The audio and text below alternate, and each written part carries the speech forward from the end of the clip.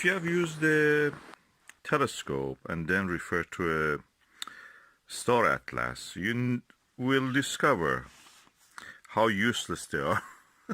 I'm saying that because nothing looks like what you see in the view of your telescope. Practically useless.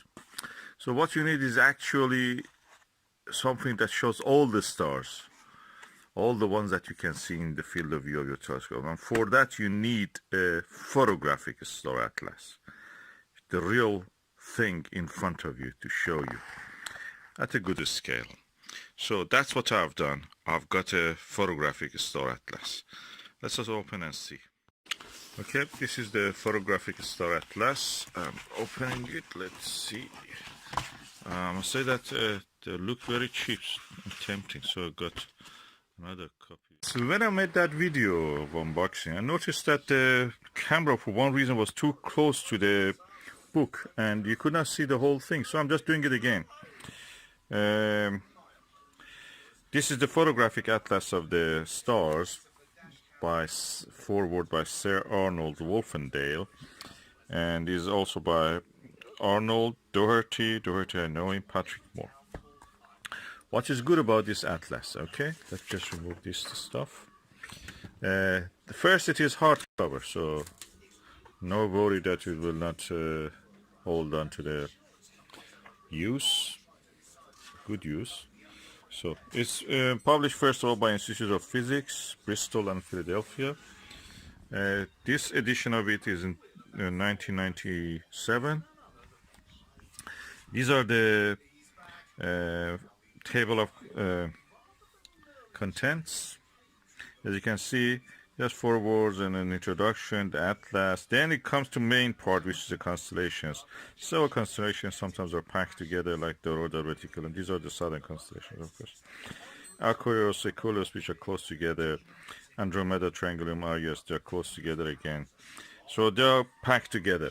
What I liked about this, for example, Taurus, page 72.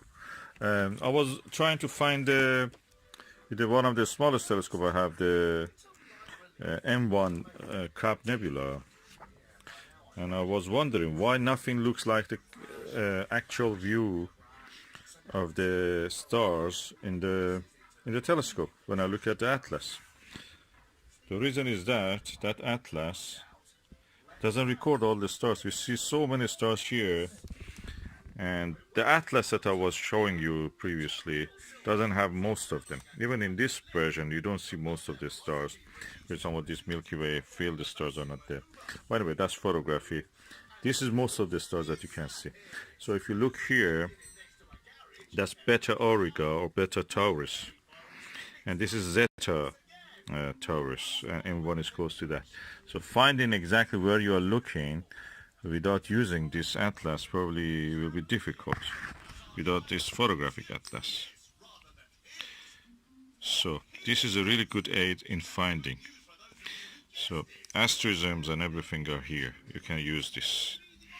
Of course, the M1 itself is not visible here very clearly because it's very small actually, first. Second is that you need a good dark spot to see it.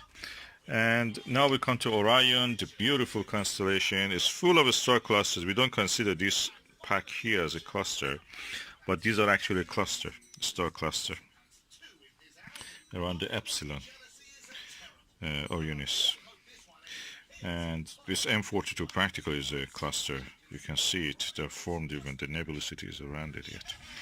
So this is a really good star atlas, photographic atlas. It shows the real one. There are better versions available, but they come a little bit expensive. This is a second hand. You can buy £1, £2, £3, depending on where you buy it. And it's useful, it can be used. It has its own limitations, but it can be used beautifully. And it's cheaper than the Star Atlas, which is practically, to my experience, is useless. So this is the Magellanic Cloud, Large Magellanic Cloud actually. Oh, that's interesting. And that is, I think, Tarantula Nebula. Anyway, these are southern constellations. You don't see them from the Northern Hemisphere, at least from Europe or most of the Americas. Or you can see some part of it from the Middle East or from China, Malaysia, those areas. It's a nice book. It is a large format. It has two versions. One which I have both versions. One which is hardcover, the other one which have another video of it. It's soft cover, good for taking with you anywhere you want. This is more coffee table version. 220 pages. It's available very cheap because it belongs to 23 years ago.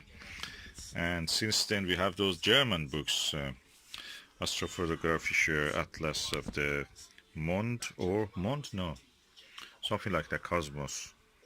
Mond, right? Mond, I think, yeah, Mond. Or Himmel. Himmel means sky. Anyway, and this is the book. Quite nice to produce, large format, and opens this way. Good introduction on it, by the way. Good star charts to start with, and you can buy it very cheap. That's the best thing about it. This is an unboxing of a photographic atlas. Photographic atlas are the best companion if you want to use, because normal atlases, star charts, practically are useless. What you will see in the telescope is different from what you find in the chart. First, the scale is different. Second, the numbers of the stars doesn't match the number of the stars you see in the telescope view. Third, the magnitude limit of the charts are usually 8, rarely 10 or something like that. What you see with your telescope maybe up to magnitude, with a small telescope up to magnitude 8, 9, easy, and 10 or 11 even sometimes with bigger telescopes. And definitely with a bigger telescope you can see 12, even up to 12 magnitude visually. So practically you will not be able to use a star chart. Star charts are useless. Photographic atlases are good in this case. So I have bought a photographic atlas and I'm going to open it and look at it. Right.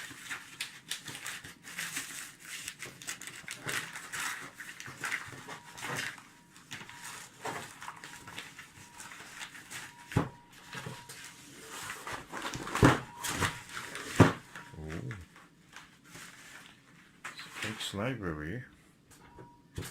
The Photographic Atlas of the Stars, forward by Say Arnold Wolfendale.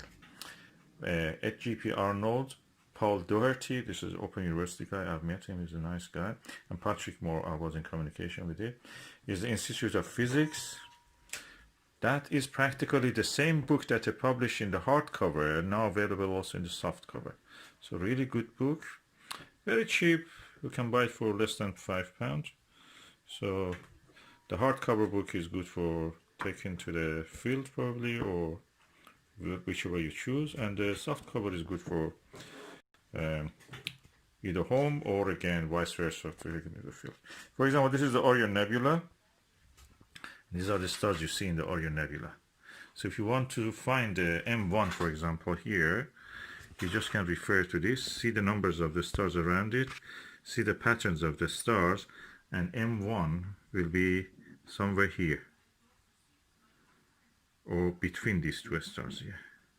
So in this scale you cannot see it. Probably in the original photographic negative you could see it.